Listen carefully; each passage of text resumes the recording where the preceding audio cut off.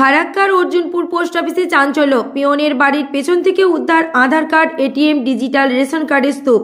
ফারাক্কার Arjunpur post office এলাকার বাসিন্দারা চমকে গেলেন যখন পোস্ট অফিসের পিয়নের বাড়ির পেছন থেকে প্রচুর পরিমাণে আধার কার্ড, এটিএম কার্ড এবং ডিজিটাল রেশন কার্ড উদ্ধার হয়। ঠিক কিভাবে সরকারি নথির এই ঢালাও মজুদ এখানে এলো তা নিয়ে তৈরি হয়েছে তীব্র রহস্য। ঘটনার খবর পাওয়া মাত্র পিয়নের সঙ্গে ফোনে যোগাযোগ করা হলে তিনি জানান, আমাকে চক্রান্ত করে ফাঁসানো হচ্ছে, বিষয়টি সম্পূর্ণ ভিত্তিহীন।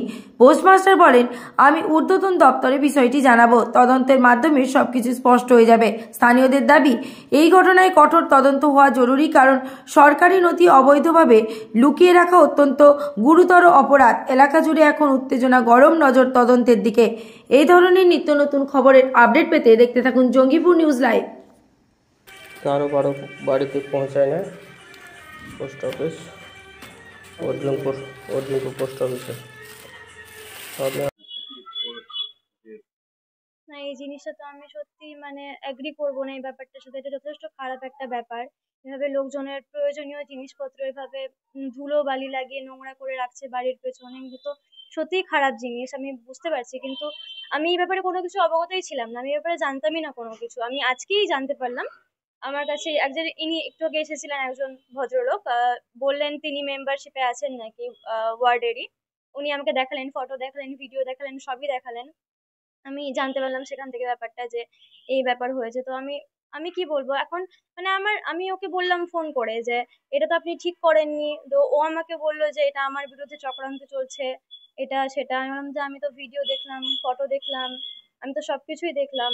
এখন এখন একটা ভিডিও ফটোর উপর বেস করেই আমি বলছি যে হ্যাঁ, জিনিসটা তো যথেষ্ট খারাপ হয়েছে, তাই না? একটা একটা মানুষের প্রয়োজনীয় জিনিসপত্র এভাবে যদি নোংরা ভাবে রেখে দেয়, এটা তো খারাপ জিনিস। এই ব্যাপারে আমি কোনো কিছুই জানতাম না। আর আমি জানলে তো এটা হতেও দিতাম না, তাই না? আমি একজন বিপিএম, আমি একজন পোস্ট মাস্টারের পদে রয়েছি, আর এই সমস্ত জিনিস আমি কোনোভাবেই অ্যালাউ করব না। এটা ঠিক না, অবশ্যই ঠিক না এটা। এখন এটা ও করেছে, যথেষ্ট ভুল করেছে। ওর এখন, যদিও ভুলটা করে থাকে, ও বলছে চক্রান্ত, যদি করেও থাকে ভুলটা, তাহলে ওর ভুলটা একবার স্বীকার করে নেওয়া উচিত, মানুষজনের কাছে ক্ষমা চেয়ে নেওয়া উচিত এসব ব্যাপারটা নিয়ে। তো আইনাতভাবে ব্যবস্থা বলতে আমাকে এখন হেড অফিসে জানাতে হবে ব্যাপারটা। আইনাতভাবে ব্যবস্থা যখন আপনারা বললেন, তখন আমার হেড অফিসে জানানো উচিত এই ব্যাপারটা নিয়ে। হ্যাঁ, হ্যাঁ, হ্যাঁ, হ্যাঁ, হ্যাঁ, অবশ্যই। মানুষের প্রয়োজনীয় জিনিসপত্র এভাবে যদি ধুলোবালি লাগিয়ে নোংরা করে রেখে দেয় বাড়ির পেছনে, সেটা তো খারাপ, তাই না? অবশ্যই খারাপ। আর আমি এই বিষয়ে আমি কোনো কিছুই জানতাম না। আমি আজ ফেলে দিয়েছে নিশ্চয়ই। ভিডিওতে ভিডিওতে ভিডিওতে তো তাই দেখা যাচ্ছে যে ফেলে দিয়েছে। অবশ্যই, হ্যাঁ, তাই দেখা যাচ্ছে। ডেলিভারি না করা ও তো ফেলে দেয়। এলাকার মানুষজন বলছে যে এই নথিগুলো আমরা অনেক সময় অনেক মানুষ পাই না, সেই জায়গায় দাঁড়িয়ে এরকম ভাবে ডেলিভারি না করে এরকম ফেলে দেওয়া হয়।